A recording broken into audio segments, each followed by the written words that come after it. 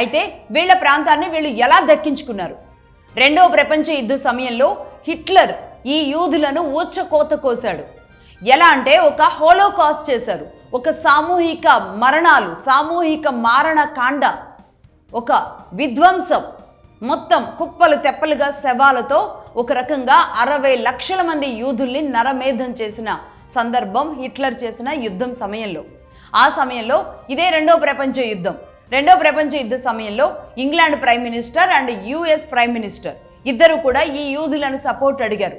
మీరు కనుక మాకు అండగా నిలబడితే ఈ యూదులంతా అప్పటికే వాళ్ళకి కావాల్సిన సపోర్టివ్ సిస్టమ్ని డెవలప్ చేసుకున్నారు, యుద్ధ నైపుణ్యాలు పెంచుకోగలిగారు. కానీ ప్రజలు మాత్రం దాదాపుగా 60 లక్షల మంది బలైపోయారు. అప్పుడు America president Harry S Truman అలాగే విన్స్టోన్ చర్చిల్ యూకే ప్రెసిడెంట్ వీళ్ళిద్దరూ కలిసి ఈ యూదులతో మాట్లాడడం జరిగింది.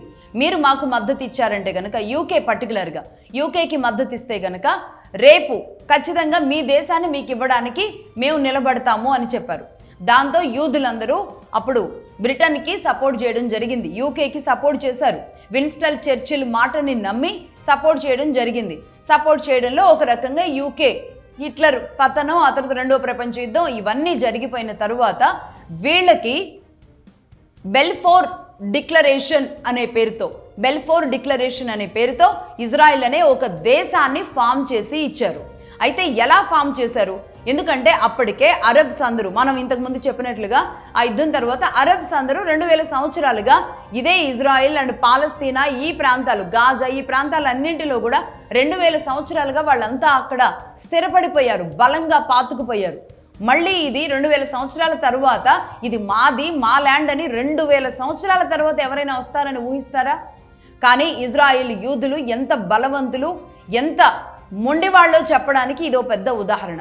2000 సంవత్సరాల తర్వాత వీళ్ళు వాళ్ళ సామ్రాజ్యాన్ని దక్కించుకోవడానికి అటు యూకేతో టైఅప్ అయ్యి ఇజ్రాయిల్ అనేది తీసుకోవడం జరిగింది. ఎలా?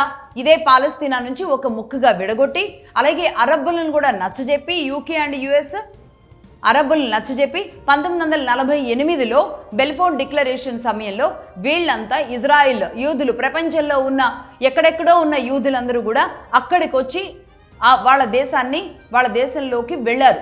2000 సంవత్సరాల తర్వాత ఎన్ని తరాలో ఒకసారి ఆలోచించండి. కనీసం 20-25 తరాలు ఈజీగా ఉంటాయి. 25 తరాలు దాటిన తరువాత వాళ్ళు 1948లో బెల్ఫోర్ డిక్లరేషన్తో ఇజ్రాయెల్లోకి వెళ్ళారు. రైట్, ఇక్కడ వరకు బాగానే ఉంది.